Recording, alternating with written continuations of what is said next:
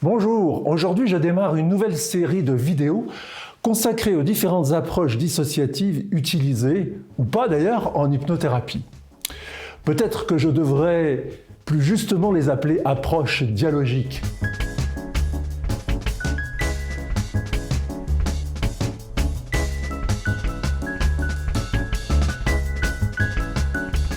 Avant de présenter ces différentes approches dissociatives ou dialogiques, je vais en faire un panorama général en suivant un cadre, ou plutôt un ordre historique. On va commencer par ce qui a précédé l'hypnose, en restant à notre époque sans remonter ni à l'Antiquité ni à l'Égypte ancienne. Si on se réfère aux premiers hypnotiseurs comme le père Gassner ou l'abbé Faria, c'était avant tout des exorcistes.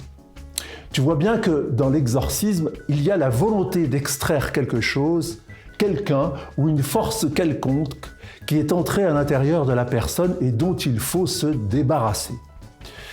C'est un bel exemple de dissociation, tu trouves pas? C'est intéressant de constater qu'avant que l'hypnose moderne existe, la dissociation était déjà le premier point abordé par les précurseurs. Si on avance un peu dans le temps, on va s'apercevoir que quelqu'un comme le marquis de Puységur induisait déjà chez un de ses sujets une personnalité seconde complètement séparée de sa personnalité première. Cette personnalité seconde apparaissait après somnambulisme. La question est de savoir si cette personnalité seconde existait vraiment ou si elle avait été induite directement ou indirectement par Puységur. Pour le moment, peu importe, car l'essentiel est de comprendre que soit la personnalité seconde existait avant l'intervention de Puységur, soit la personnalité seconde n'existait pas. Et c'est Puységur qui l'a créé. Donc, à un moment précis, tout le monde pouvait constater sa présence.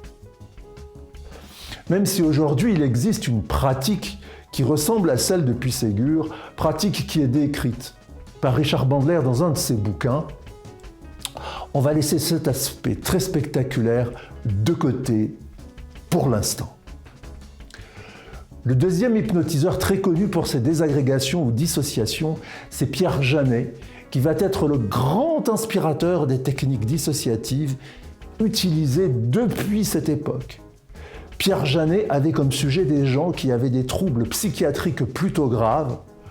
Aussi, il n'était pas surprenant qu'il détecte chez ses sujets des capacités dissociatives extrêmement fortes.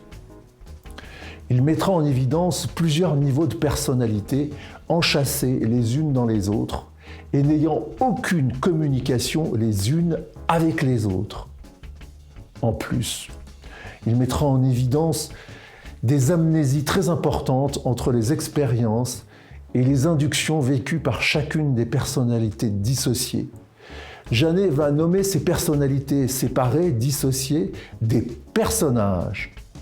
Le marquis de Puységur et Pierre Janet sont les deux précurseurs des approches dialogiques. Puységur parce qu'il perçoit la dissociation entre conscient et inconscient. Janet parce qu'il met en évidence l'absence d'unité du psychisme et le caractère discontinu de la conscience. Comme aujourd'hui, je teste un nouveau concept de vidéo avec une post-production différente, je vais m'arrêter là pour cette fois.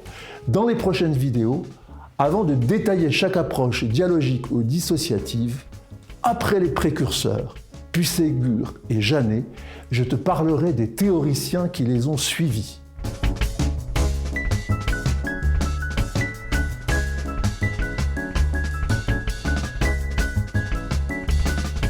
Comme je n'ai pas la science infuse et que je ne suis pas un spécialiste de l'histoire de l'hypnose, si tu découvres une erreur ou une omission dans mes propos, tu peux partager l'info dans les commentaires ci-dessous.